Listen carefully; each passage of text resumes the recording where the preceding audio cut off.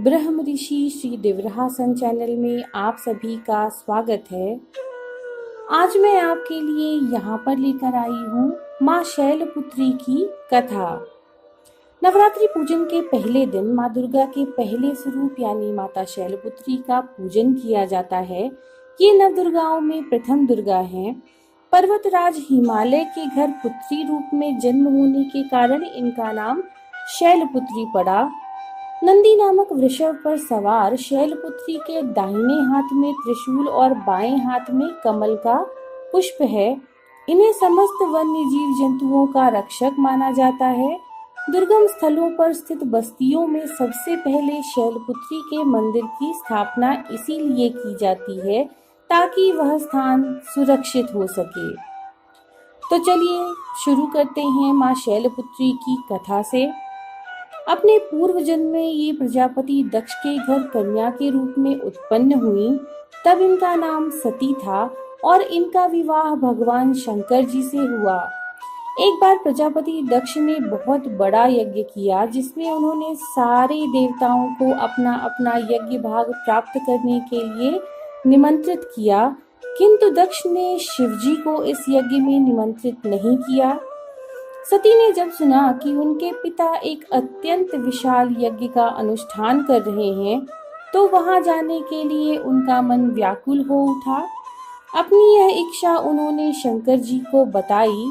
सारी बातों पर विचार करने के बाद शिवजी ने कहा, प्रजापति दक्ष किसी कारणवश हमसे रुष्ट हैं। अपने यज्ञ में उन्होंने सारे देवताओं को आमंत्रित किया। उनके यज्ञ भाग भी उन्हें अर्पित किए गए, किंतु जानबूझकर हमें नहीं बुलाया गया। ऐसी स्थिति में तुम्हारा वहां जाना किसी भी प्रकार से श्रेयस्कर नहीं होगा। शंकर जी के इस उपदेश से सती को कोई बोध नहीं हुआ और पिता का यज्ञ देखने, माता बहनों से मिलने की इनकी व्यग्रता किसी भी प्रकार कम नहीं हुई।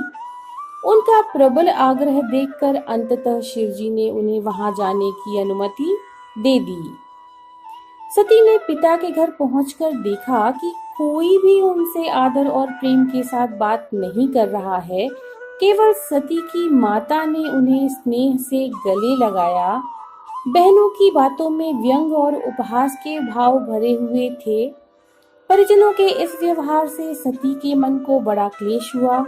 सती ने जब देखा वहां चतुर्दिक भगवान शंकर के प्रति तिरस्कार भरा हुआ है और दक्ष भी उनके प्रति कुछ अपमानजनक वचन कह रहे हैं, तब सती का हृदय क्षोभ, ग्लानि और क्रोध से संतप्त हो उठा।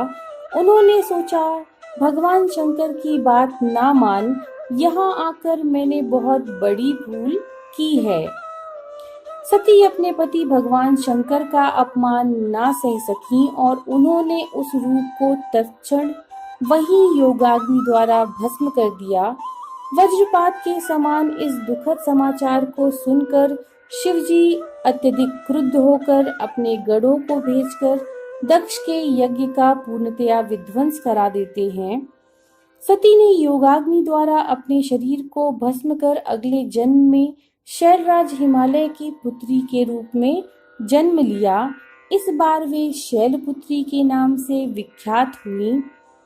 पार्वती, हेमवती भी उन्हीं का नाम है। उपनिषद की कथा के अनुसार इन्हीं ने हेमवती स्वरूप से देवताओं का गर्व भंजन किया था। शैलपुत्री देवी का विवाह भी शिवजी के साथ हुआ। पूर्व जन्म की भांति ही इस बार भी वे शिवजी की ही अर्धांगिनी बनी। यह थी माँ शैलपुत्री की कथा। नमो नारायण।